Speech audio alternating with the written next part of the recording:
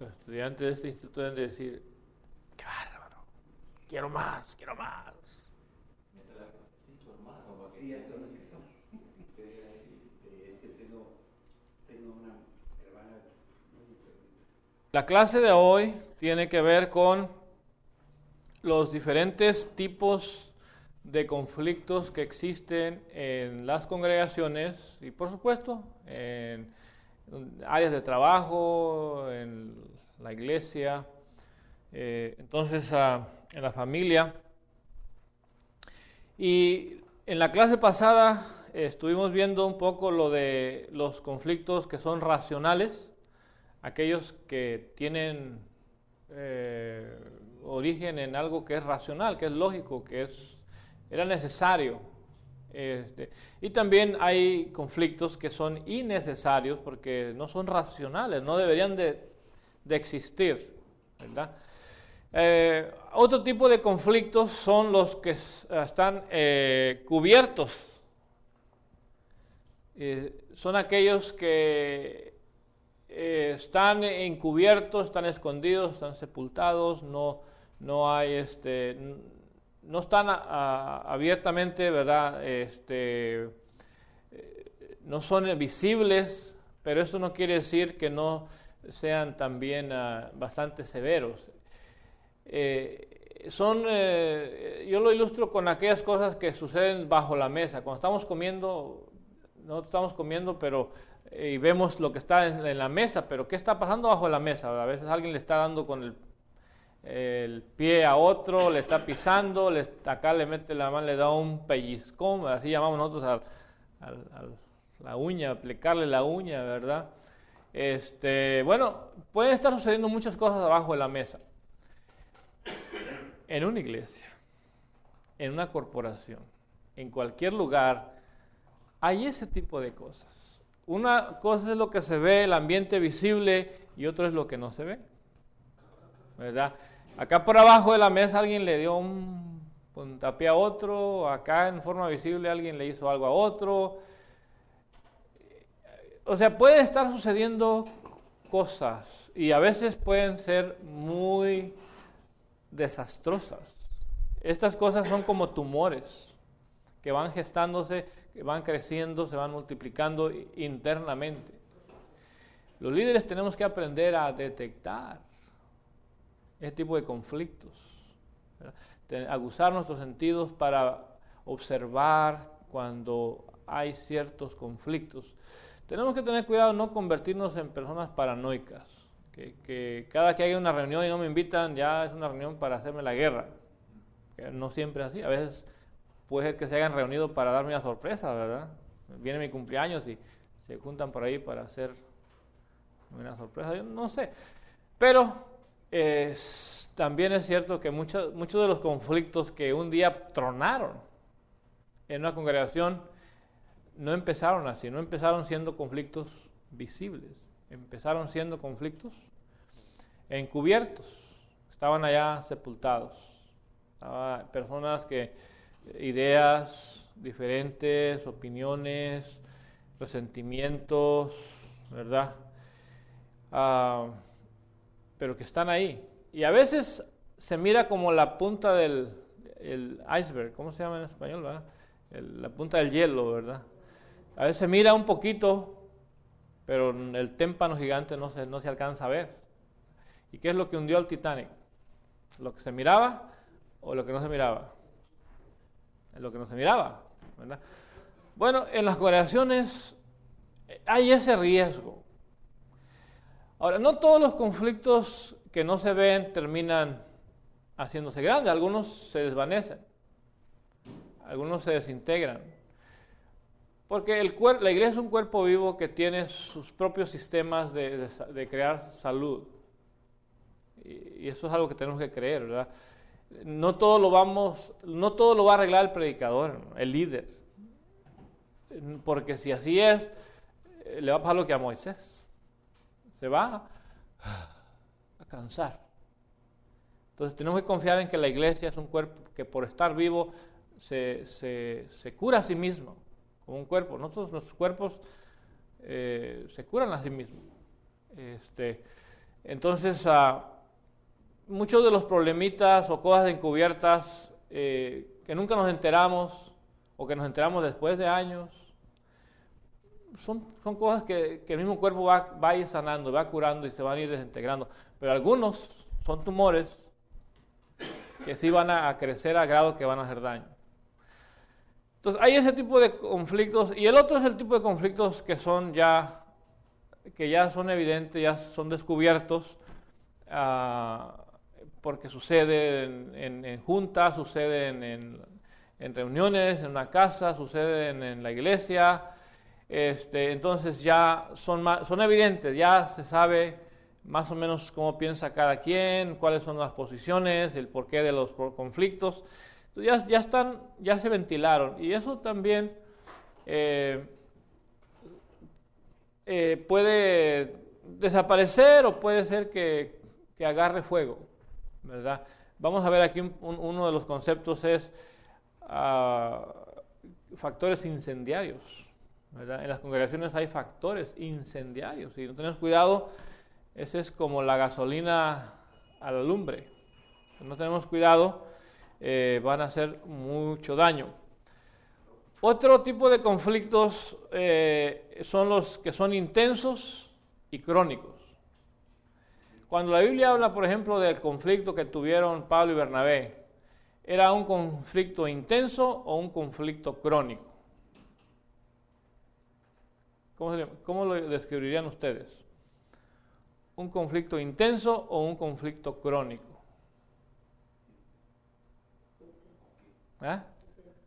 ¿Cómo? ¿Intenso? Claro. Es un conflicto intenso. ¿Por qué? Porque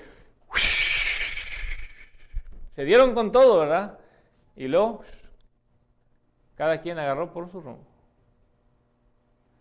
Okay, el conflicto que tenía la iglesia con los judaizantes, ¿era un conflicto intenso o crónico? Crónico. Era crónico. ¿Por qué? Porque es como un cuchillito de palo que está ahí minando. Bueno, en la iglesia va a haber ese tipo de conflictos. Algunos conflictos son de repente, inesperadamente, se empiezan a dar con todos los hermanos ahí. Pero después de eso viene ya se va, pasa el tiempo y se olvida, no pasó nada. Pero hay conflictos que son crónicos, ¿verdad? Hay diferencias de opiniones entre hermanos que están ahí. Hay temas favoritos, ¿verdad? Por ejemplo, el tema del divorcio y nuevas nupcias. En el pasado ha sido un tema de conflictos, ¿verdad? Y en la misma iglesia había hermanos que pensaban de una manera y otros que pensaban de otra manera. Y cada vez que se tocaba el tema, le daba otro ataque, ¿no? Y otros problemas surgían. Bueno, porque ese es un conflicto crónico. Hay temas que son crónicos. Hay tantos temas, ¿verdad? Ahorita que andan de moda, ¿verdad? Los aplausos, ¿verdad? Es un tema crónico. Siempre estamos hablando de que sí, de que no, ¿verdad? Los testimonios, que si es bueno dar testimonio y que si no es bueno, ¿verdad? Y son conflictos que están ahí, son crónicos, ¿verdad? Y podría yo seguirle con la lista de situaciones conflictivas, pero son crónicos, ahí están, no se van y tal vez nunca se vayan, ¿verdad? Bueno, son conflictos que son crónicos. Pero hay conflictos solubles y hay conflictos insolubles. Esto es válido en el matrimonio, y yo meditando en esto llegué a la conclusión que es válido en la iglesia. Hay conflictos que no son solubles. Y le voy a decir por qué. Porque la única manera de que el conflicto tenga una solución es que uno de los dos que están en el conflicto cambie su posición. Y esto es muy difícil. Es muy difícil. Porque la posición de un individuo responde a infinidad de factores muy personales, los cuales les es muy difícil a veces traicionar para poderse mover a una nueva creencia. ¿Me explico? Entonces, y no tenemos un conclave, no tenemos una autoridad visible aquí en la tierra que nos que ejecute juicios y diga tú estás bien, tú estás mal. Lo tenemos que hacer nosotros los seres humanos, los cristianos, los líderes, ¿verdad? Pero hermanos, somos falibles. Nuestras opiniones tienen un límite. Nuestro conocimiento de la voluntad de Dios tiene un límite. No lo conocemos todo, no somos omniscientes. Entonces, si no fuera así, entonces la hermandad estuviéramos todos unidos, una misma fe, una misma creencia, todos bien armoniosos. Pero la realidad es que no es así, no estamos así. ¿Y por qué es eso? Porque hay muchos conflictos, hay muchas diferencias que no tienen... La solución sería que Dios del cielo viniera y nos hablara con una voz, y se me hace que ni así entenderíamos. Porque a veces las cosas en la Biblia están tan claras, pero dos personas las ven diferente. Y eso es el conflicto. Entonces, la única forma de que ese conflicto se resuelva es que uno de los dos cambie completamente, radicalmente su forma de ver ese asunto y adopte el del otro hermano. Bueno, eso sucede. Yo personalmente, a través de mis años en el ministerio, he ido cambiando. Me he ido adoptando cosas que antes yo rechazaba. Pero no sucedió en una junta, no sucedió en una conversación o en un debate. ¿Sí me explico? Fue un proceso largo de años de ir yo evaluando, midiendo y poco a poco moviéndome hacia donde creo que estoy ahora. Y ahora que estoy acá, estoy confundido a otro nivel, pero más elevado, ¿verdad? Hay nuevas cosas que ahora son un desafío para mí y que tengo que responder. Y que hay hermanos que piensan totalmente diferente. Entonces, wow, esto nunca se acaba. Eso nunca se termina. Entonces, va a haber conflictos. Va a haber conflictos con hermanos y no los vamos a resolver en una junta o en un debate o en una charla, ¿verdad? Sino que es un proceso para algunas cosas, para otros simplemente no hay solución. Pablo y Bernabé, que es uno de los casos clásicos de conflicto, ellos no resolvieron sus diferencias. Hasta muchos años después, Pablo como que cambió un poco en la forma de ver a Juan Marcos, ¿verdad? Pero ese día, ahí cuando hubo el problema, ninguno de los dos cedió, pero nada. Ni Bernabé cedió, ni Pablo cedieron. Los dos bien plantados en sus posiciones. El tiempo le enseñó a Pablo. Le enseñó que había que restaurar la confianza y tal vez Juan Marcos contribuyó haciéndose un líder más maduro y finalmente las cosas cambiaron, ¿verdad? Pero fue un proceso. Muchos de nuestros conflictos que vamos a tener, tenemos que verlos así, procesos. Que poco a poco vamos a ir avanzando y que Dios y nuestra madurez y el cambio de otros hermanos, el cambio de situaciones, nos van a hacer ver las cosas diferentes, ¿verdad? Entonces, mientras yo tengo que aceptar que simplemente esto ahorita, en este momento no tiene solución. Esperemos que con la ayuda del Señor más adelante tenga solución o alguien cambie. Mientras simplemente es un conflicto insoluble.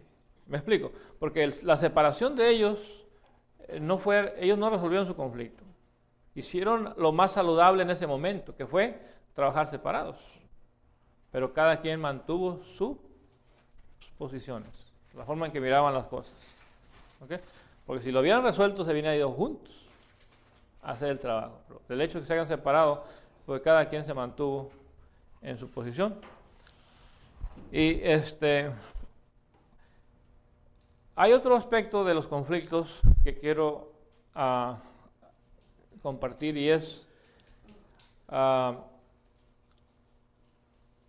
medir la severidad. Medir la severidad de un conflicto. Hermano, esto nos va a dar cierta tranquilidad si podemos aprender a medir un conflicto. Porque si yo aprendo a medir el conflicto, sé con qué a qué estoy enfrentando.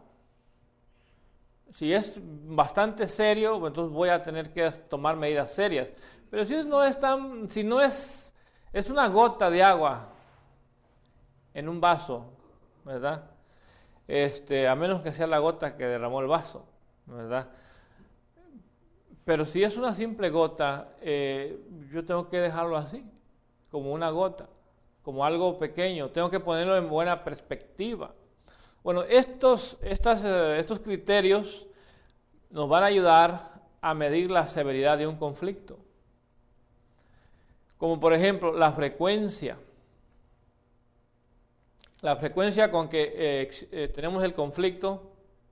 Si cada domingo en la clase que yo estoy enseñando hay un hermano llevándome la contra, cada vez que doy clase, entonces ya ahí hay una frecuencia semanal, ¿verdad? Entonces esto ya requiere cierta atención. ¿Qué está pasando con él o conmigo? ¿Verdad? La duración del conflicto. Si este fenómeno ya tiene un año de que estamos con esa problemática, yo doy clase y el hermano me contradice y estamos ahí siempre en ese conflicto y ya es un año y no hemos hecho nada al respecto. Bueno, eso ya es algo más serio, ¿no? Luego, la intensidad. Hay hermanos que no contradicen, participan en las clases, pero dan ideas y a veces apoyan al predicador, a veces no le apoyan. Eso es un nivel de intensidad. Hay otros que cada vez que le entran a atacar al predicador que da clase, lo hacen con intensidad. ¿Sí me explico? Cada vez que hablan, ya su comentario lleva intensidad. Y eso genera reactividad y la intensidad de la clase se eleva. Bueno, si cada semana es intenso, eso no es saludable. Hay que hacer algo. Pero si siempre está, a veces hay risas, la cosa está relajada, el ambiente está saludable, otros participan y entonces ya ahí, aunque el hermano no está de acuerdo, pero el ambiente general es positivo, es tolerable, eso se puede seguir aguantando ahí. Pero si cada vez que hay un conflicto, o cada vez que él participa, o cada vez que ella, porque a veces son mujeres, y su participación es muy intensa, entonces hay que tal vez tener una charla acá por fuera, hermanita, mira, vamos a ver si nos ponemos de acuerdo porque el espectáculo que estamos dando en clase no es muy saludable. ¿Cómo ves? A ver, ¿en qué te puedo ayudar? Y ya hacer algo aparte, ¿verdad? Para que al menos la intensidad baje. La importancia. Si el tema tiene que ver con opiniones y cosas que no son muy importantes, eso es una cosa. Si estamos hablando de un asunto por ejemplo, que tiene que ver con la salvación, que yo diga, pues que el bautismo es necesario para la salvación, y la persona dice, pero hermano, es que ya en los tiempos en que estamos ya realmente nadie acepta esto, entonces hay que cambiar y hay que modernizarnos. Y si ese es el tema que estamos en la clase discutiendo, dígame, ¿es un tema importante? Es un tema importante. No es lo mismo estar discutiendo que si vamos a hacer un drama el fin de año o no lo vamos a hacer, a si vamos a bautizar o no bautizar. ¿Me explico? Entonces, la importancia del tema que está en discusión es muy importante. Tenemos que medir. Esos tipos son más complicados. Si entre más importante es el asunto, más difícil es de manejar el conflicto. Porque si el tema no es importante, yo al último, ya para que no haya más, como hermano, está bien, yo acepto, no hay problema, mira. Pero ¿cómo voy a ceder yo a que no? No necesitamos bautizarnos, ¿verdad? Nuestra postura es, lo necesitamos. Bueno, son cuestiones que cuando la importancia es más elevada, el conflicto puede ser más elevado. ¿Okay? El grado de tolerancia. Cuando todos tenemos un grado de tolerancia en cuanto a los diferentes asuntos. Cuando nuestra tolerancia es muy reducida, eso nos hace más problemáticos. Si cada que hay un conflicto yo tomo posturas rígidas y no tolero ni la menor contradicción o no tolero ni el menor punto de vista diferente, si mi tolerancia es baja, es cero, ¿qué cree que va a pasar en mis conflictos? Cada vez que yo tenga conflictos con alguien, voy a ser intolerante y no le voy a dar lugar a ninguna forma de pensar diferente. Eso aumenta. La intolerancia reduce la capacidad para resolver conflictos. Claro, la tolerancia extrema también no ayuda, porque en todo caso, cualquier cosa que me digan, aunque no vayan conforme a mis creencias, mi tolerancia está tan amplia que va a decir, sí, hermanito, está bien, no hay problema, hácele bienvenido, denos una clase, no hay problema, aquí te enseñé lo que quiero. ¿Me explico? Sería el otro extremo, ¿verdad? Entonces, la tolerancia tiene que estar guiada por buenos principios, buenos valores bien fundados en la palabra de Dios, ¿verdad? La tolerancia tiene que ser racional en base a lo que sabemos y ser bastante honestos con nosotros mismos y no dejarnos arrastrar por opiniones personales, gustos personales y cosas así, ¿verdad? Ok, entonces la tolerancia, si hay tolerancia, eso ayuda. Si no hay tolerancia o si hay tolerancia extrema, no ayuda a resolver los conflictos. La flexibilidad es muy parecida a la tolerancia. La flexibilidad es la capacidad de movernos un poco, no de ceder totalmente el terreno, pero sí hacer ciertos ajustes. Cuando yo hablo de flexibilidad siempre me acuerdo de mis brazos, ¿verdad? Mis brazos tienen que ser suficientemente flexibles para que me den cierto movimiento para poder hacer cosas, porque si están así, rígidos, yo siempre pienso, ¿cómo le haría yo para comerme mis tacos? Con mis manos así, ¿verdad? Tendría que buscar que alguien me los ponga en un lugar o me los dé en la boca. ¿Sí me explico? Mis brazos, para que funcionen, tienen que estar flexibles. Y la Biblia habla de flexibilidad, ¿verdad? Cuando habla del cuerpo bien unido entre sí por las coyunturas, ¿verdad? Y las coyunturas son estas. ¿Y cuál es la característica principal de la coyuntura? Que te da flexibilidad, ¿verdad? Pero la flexibilidad no es suficiente. Tiene que ser una flexibilidad, pero tiene que estar los nervios de alguna manera tienen que estar bien conectados entre sí para que no se me caiga el brazo, porque si está demasiado flexible y no hay conexión entre esta parte y esta de acá arriba, el brazo lo voy a andar perdiendo por todas partes. Trato de levantar algo pesado y me voy, allá me acuerdo, ay, mi brazo, se me quedó allá. O sea, las coyunturas necesitan dos cosas, flexibilidad, pero maciez también, una conexión fuerte. Y en la iglesia nosotros necesitamos eso. Necesitamos que haya una conexión fuerte entre unos y otros para que no nos desconectemos uno del otro fácilmente, pero que tengamos flexibilidad unos con otros para poder movernos y hacer cosas y ser más útiles. ¿Sí me explico? Porque si perdemos una de estas dos cosas, no servimos. Flexibles en extremo, no servimos; rígidos en extremo, no servimos. Entonces necesitamos la fortaleza unos con otros, pero cierta flexibilidad entre unos y otros. Entonces, cuando hay esas características, se pueden resolver mejor los conflictos.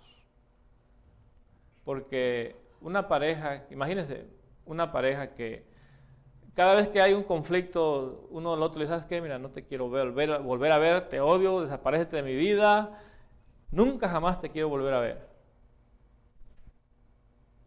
¿Resolvieron el conflicto? Y luego a la semana o a los 3 días o unas horas más tarde ya están abrazando. O sea, no tienen flexibilidad para desconectarse, pero no tienen la maciez, no están unidos realmente entre sí. Entonces la flexibilidad es importante en un conflicto. El apoyo disponible. Si las iglesias cuentan con gente madura, líderes bien maduros, espirituales, líderes dedicados a la obra, los conflictos se van a resolver más fácilmente. Pero si no hay eso, si no hay internamente, la iglesia no tiene pilares, no tiene bases, fundamentos, hombres y mujeres bien fundados en la palabra de Dios, hermanos, esa iglesia pobrecita, pobre iglesia.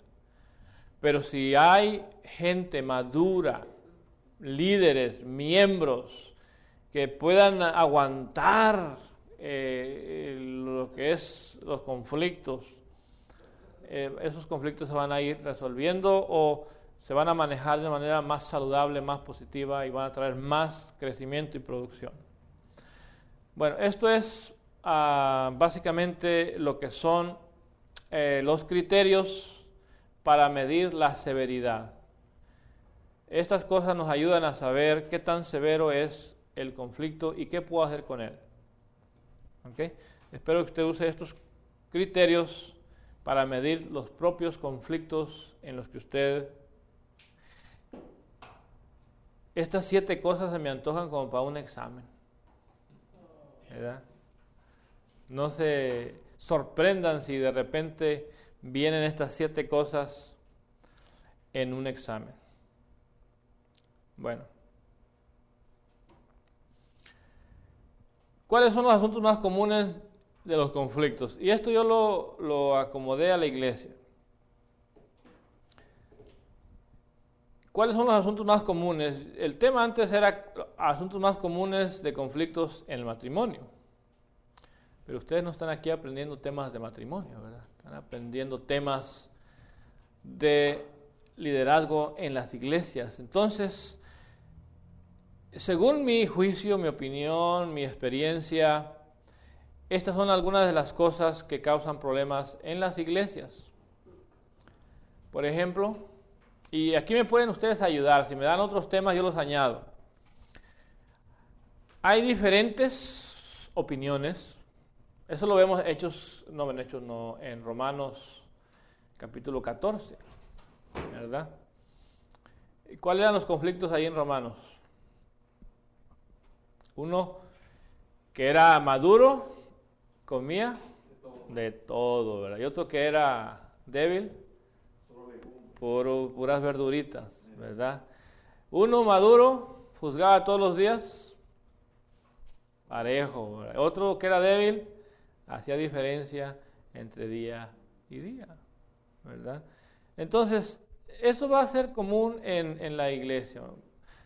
Vamos a tener diferencias de opiniones, ¿verdad? La iglesia en Corinto tenía muchos problemas, ¿verdad? En cuanto a diferentes temas, ¿ok?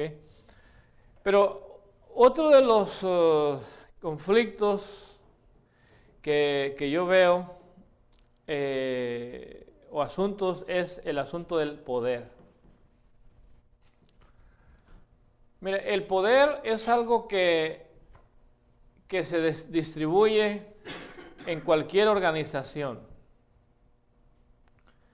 Es como tener 100 puntos y los vas a repartir entre 20 personas. Decimos en México, el que tiene más saliva come más pinole. No sé si este dicho tenga valor en otros países, pero el más listo es el que se lleva la mayor parte, ¿verdad? Cuando se trata de repartición, el más listo es el que agarra la parte más grande. Bueno, en las iglesias, cuando se trata de repartir el poder, y no es que haya un día que digan, hermanos, hoy los invitamos porque hoy vamos a repartir el poder. No hay tal cosa. Pero en las iglesias, en una forma automática, conforme va llegando miembros nuevos, gente nueva, el poder siempre está en movimiento. Hay quienes tienen más poder que otros. La pregunta es, ¿quiénes son la gente que más se queja en una congregación? ¿Los que tienen más poder? Los que no tienen nada. Hermanos, hay que tener mucha sensibilidad a la gente que no tiene poder. Porque es donde pueden venir los conflictos más severos. Porque la falta de poder hace a las personas rebelarse, buscar de alguna manera poder, tener poder. ¿Okay? Entonces, va a haber quienes tienen más, quienes tienen menos. Entonces, las congregaciones lo que tienen que hacer es que el poder, que los que tienen más poder lo usen realmente para ayudar, no para sacar provecho. Y ayudar y hacer un ministerio con su poder. Si la gente, porque el poder, ya les dije en otra parte de esta clase, el poder de una persona a veces viene de arriba y a veces viene de abajo. El que viene de arriba es porque Dios se lo da, o una organización o alguien se lo da. El poder que viene de abajo es que la gente misma se lo cede. Por conveniencia, por facilitar las cosas. Ok, tú no vas a dirigir, nosotros nomás seguimos. Tú eres nuestro líder, te vamos a apoyar, ¿verdad? Ahí le están dando poder a la persona. Entonces, eso hace que de ahí en adelante esa persona tenga más poder. ¿Qué va a hacer con ese poder? Si lo va a usar para... Y no hay nada malo en tener poder. No le tengamos miedo al poder. Necesitamos poder. El problema es qué hacemos con ese poder que nos han dado. Si la gente confía en nosotros para que manejemos la ofrenda, ¿qué voy a hacer? Cuando toda la gente ofrenda y la ofrenda va a una cuenta y cierto número de hermanos tienen el poder para determinar qué hacer con eso. Porque se gasta el dinero y no andamos haciendo junta de toda la iglesia cada semana para decir que voy a comprar un jabón o voy a comprar un spray o pintura, lo que sea, ¿no? Ya los ministerios tienen su presupuesto y gastan lo que se les ha asignado. Tienen poder. Hay que darles poder, pero ¿cómo lo van a usar? Esa es la clave. Si lo usan sabiamente, que bueno, es beneficio para la iglesia. Si lo usan en una forma equivocada, es un problema para la iglesia. Entonces, el poder es un asunto de las iglesias. Y Siempre hay que escuchar a los que se quejan porque generalmente es porque quieren un poquito más de poder y hay que darles un poquito más de poder porque si también el poder se concentra solamente en un solo lugar, entonces eso no es saludable. El que tiene el poder debe aprender a delegar poder, así como dice la Escritura, de gracia recibiste, dar de gracia. La iglesia me ha dado a mí poder. Ahora yo tengo que darle poder a mis 5, 6, 7 personas de confianza para que ellos ejecuten ciertos trabajos sin andarme consultando a mí. ¿Me explico? Eso es delegar el poder. ¿Okay? Entonces, pero siempre va a haber ese jueguito de poderes en la iglesia, ¿verdad? Tenemos que aprender a manejarlo. Es uno de los conflictos. Diferentes responsabilidades. ¿Quién va a hacer qué? Esto es otro de las áreas de conflicto, ¿verdad?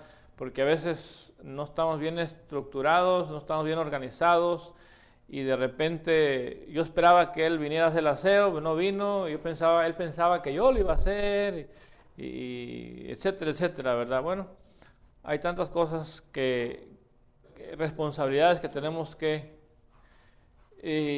y a veces alguien siente que lleva mucha carga, ¿verdad? Mucha responsabilidad, hermanos, ya quieren que lo haga todo. Bueno, todo ese tipo de cosas, ¿verdad? Y luego cuando hay juntas, todo el mundo opina, pero al final de la junta nadie hace nada, ¿verdad? Y los que menos hacen son los que más opinan, ¿verdad? Y eso es un desafío en las iglesias. Entonces, tenemos que aprender a manejar esa situación, pero las responsabilidades de cada quien es un área, un asunto por lo cual tenemos conflictos. El manejo del dinero puede ser un problema, una forma de... la iglesia se puede quejar, o pueden empezar a internamente crear un conflicto allá entre... Pues te voy a contar, pero yo me sospecho que aquí la cosa no anda bien. ¿Verdad? Ofrendamos más de $1,000, $2,000 a la semana y ¿dónde está el dinero? No nos dan reporte. ¿Qué está pasando? ¿Verdad? Y luego de repente el líder llega con su carro del año ahí, ¿verdad? Que no saben de dónde lo consiguió. ¿Verdad? Pero bueno, hermanos, el dinero, el manejo del dinero es una área de conflicto. La falta de dominio propio, a personas impulsivas que no se fijan, atropellan, hacen comentarios inapropiados. Eso son otra área de conflictos, diferentes personalidades, ¿verdad? Hay gente dominante, hay otros que son agresivos, insensibles, formas de ser que a veces chocan. Dos líderes dominantes siempre van a tener conflictos en una iglesia. Un dominante junto con un grupo de personas que no son tan dominantes, magnífico, se acomodan, ensamblan, ¿verdad? Como con las piezas de un rompecabezas. Pero dos piezas bien dominantes, ¿qué va a pasar? Van a tener conflictos. ¿Okay? Son conflictos de personalidad. Y hay que tener cuidado con eso. Y ahí es donde hay que aplicar los principios que ya les enseñé, ¿verdad? Si yo tengo una persona con la que mi personalidad choca con la de él, entonces hay que aplicar principios para que esto no escale. Hay que estar calmados, tranquilos y manejar todo a un nivel bajo de ansiedad. Bueno, factores incendiarios.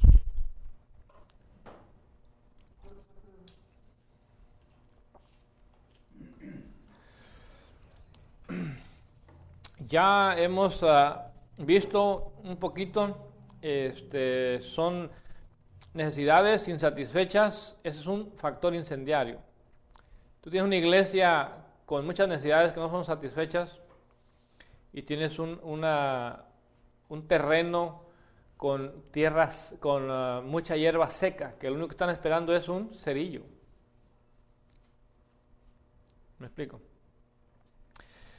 Y entre estas necesidades está la seguridad, la aceptación, la pertenencia, comprensión, el apoyo. Estas cosas están presentes en la membresía y yo tengo que darle seguridad a la gente. Pero a veces, ¿qué hacemos con nuestros sermones? Empezamos a condenar todo y todo es malo, todo es pecado.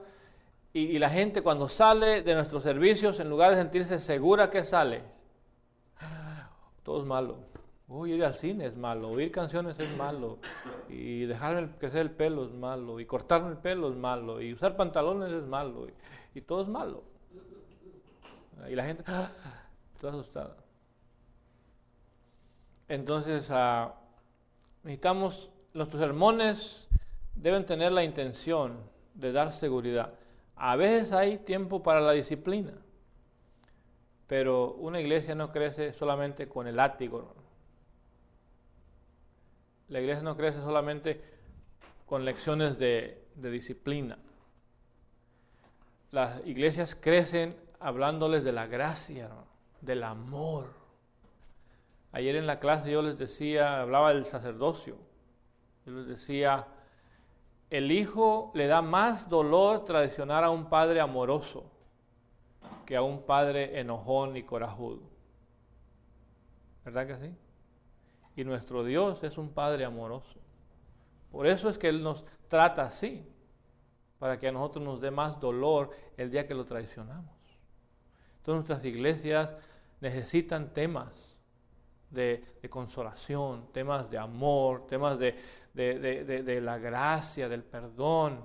Y de vez en cuando sacar el latiguito un poquito y decir, esto está mal, pero generalmente el tono de nuestros servicios debe ser positivo, ¿no? La mayor parte del tiempo. ¿Okay? Dar seguridad, hacer aceptación. La iglesia, la gente viene a nuestras iglesias, quiere ser aceptada. Y a veces hay cosas que no están bien, ¿verdad? Aquí venía una persona, un hermano, bueno, era visitante, pero usaba su pelito largo con una colita de caballo, el pelo era largo, casi hasta la cintura, ¿verdad? Y cuando se bautizó, inmediatamente un hermano le cayó encima, le dijo, hermano, lo primero que usted tiene que hacer es cortarse el pelo. Lo bueno es que el hermano era bastante noble y primero como que se asustó porque el siguiente domingo no vino. Y ya después regresó, pero regresó con su pelito bien chiquito, ¿verdad? Qué bueno, ¿verdad? Pero el riesgo es que de repente este tipo de cosas tengan efectos negativos. Las personas aprenden por observación. Si él viene a las reuniones y nos ve a todos con traje, corbata, bien vestidos y pelo corto, no necesitamos estarle diciendo córtate el pelo. Él automáticamente, ¿qué va a hacer? Se lo va a tener que cortar. Ahora, si él pregunta, hay que decirle, hermano, sí, pues sería mejor, mira, todos tenemos el pelo corto, ¿verdad? Pero bueno, son situaciones, no tenemos que aprender a aceptar a la gente, aceptarles por las cosas que Dios los ha aceptado, ser como Dios, aceptarles por lo cual Dios los ha aceptado, hacerles sentir que ellos ya pertenecen a la iglesia del Señor. Todo ser humano, todo hombre que viene a la iglesia, toda mujer necesitan un sentido de pertenencia, por eso vienen. Y si nosotros no tenemos cuidado, los vamos a hacer sentir que no pertenecen. Es una lástima. Yo he escuchado comentarios de personas que tienen años en la iglesia y todavía dicen, pues ahí los hermanos decidieron. ¿Cómo que ellos decidieron? ¿Y tú no eres parte? Yo estaba en la junta y luego tú no votaste, pues sí también voté, pero ellos fueron los que decidieron. ¿Qué está perdido ahí? Está perdido el sentido de pertenencia, ¿no? Y necesitan tener ese sentido. ¿Okay? Cuando no hay un sentido de pertenencia, las personas van a reaccionar con más coraje, con más ira. Van a ser los problemas más grandes. ¿Por qué? Porque al fin no son parte. Por eso es importante darles seguridad, darles aceptación, que se sientan que pertenecen, tratar de comprenderles, en lugar de criticarles y juzgarles, tratar de comprender y darles apoyo, todo el apoyo que sea necesario para resolver sus conflictos, para resolver situaciones que están ellos experimentando, que sientan que la iglesia es para eso, para apoyarles. Cuando eso sucede, los hermanos no van a hacer conflictos, no van a querer pelear. Pero cuando esto no está satisfecho, cuando no les apoyas, no les comprendes, no les haces sentir que pertenecen, no los aceptas, no les das seguridad, lo que tienes ahí es un grupo de gente que en cualquier momento se te van a voltear, te van a echar encima. Entonces, este es trabajo de los líderes. Bien, tengo que terminar, el tiempo se acabó. Nos vemos la próxima semana o a la próxima clase en el siguiente tema, que todavía vamos a seguir hablando de la resolución de conflictos. Dios los bendiga, hermano.